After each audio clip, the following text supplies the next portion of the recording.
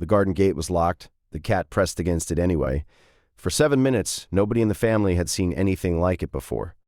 Not once in the years they had kept Ginger, the orange tabby cat who had come into their home as a puppy and grown into something steady, watchful, and entirely their own. And yet, on an otherwise ordinary afternoon in their kitchen near sliding garden door, the animal began behaving in a way that Helen, a retired bookkeeper with years of professional training, could not categorize. Ginger wouldn't stop circling. It started small, a restlessness around the edges of the room, pacing near the doorway, returning to stand near Miles, the 18-month-old, then pacing again. Helen assumed it was heat, assumed it was boredom, assumed it was the sound of a garbage truck 3 streets over that she hadn't heard, but the animal had. She told herself this because she was a retired bookkeeper. Because she had professional frameworks for understanding behavior, because she had learned over years of working with human beings in distress that the most dangerous assumption is always the one that feels most reasonable. Miles sat on the living room carpet in a patch of afternoon light, utterly unbothered.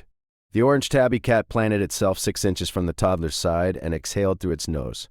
3 long, deliberate breaths, each one directed at the child's face. "Stop that," Helen said. The dog looked at her for exactly 1 second, then looked back at Miles.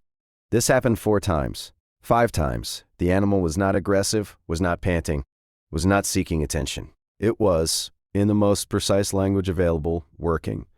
Doing something with a focus and a quiet urgency that Helen did not have a word for, and therefore tried to dismiss. She called her partner. She said the dog was acting strangely. She was told dogs do that sometimes. She moved Ginger to the back hallway and closed the door. The animal sat against it, did not scratch, did not whine, simply sat there and pressed its body flat against the wood, as if creating a seal between the hallway and the room where the baby was. Helen went back to the kitchen, made tea, told herself she would mention it at the next vet appointment.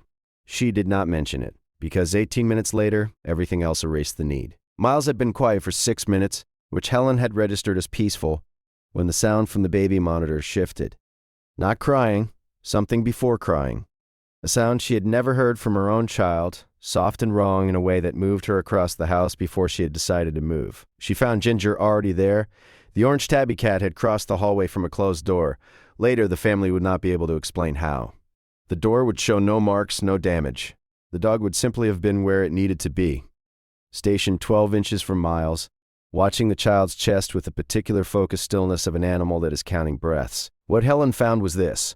A nest of ground-nesting hornets beneath the garden steps had been vibrated loose by weekend rain.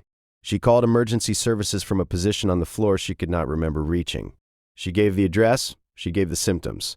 The dispatcher asked her to stay on the line, and she did, while Ginger sat beside Miles without moving, without shifting, without once turning away from the child's face.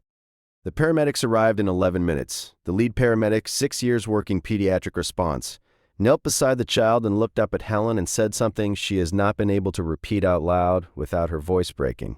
That if she had found them 20 minutes later, they would be having a very different conversation right now. She asked about the dog. The paramedic looked at Ginger, still stationed at the child's side in the corner of the room, and said that she had heard stories about animals like this, that the ability to detect biochemical changes the human sensory system cannot register was documented, studied, and real. That this dog had been doing exactly what medical alert dogs are trained to do, without ever having been trained to do it. Helen went back to the hallway that afternoon and stood in front of the closed door Ginger had pressed against for 19 minutes. She stood there for a long time. She thought about everything she had told the dog to stop doing, every dismissal, every professional framework she had used to explain away what she was seeing. She thought about what it means to be trained in something and still miss the most important signal in the room. Ginger found her there, pressed its forehead against her knee. And that was all. The family has not moved the dog's bed since. It sits at the foot of Miles's mattress now in a room with a working monitor, a charged phone on the nightstand, and an orange tabby cat who no longer has to press against any closed door. For every family that has lived a moment like this, this channel is for you. Subscribe. What has your pet done that no one else believed until they saw the proof? We want to hear it.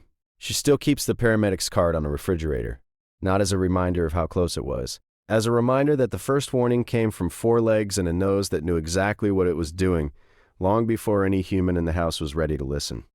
This is what protection looks like before anyone knows protection is needed. Subscribe. Some forms of intelligence don't ask to be understood. They simply show up. They pace, they press, they plant themselves between the danger and the child, and they wait for the world to catch up.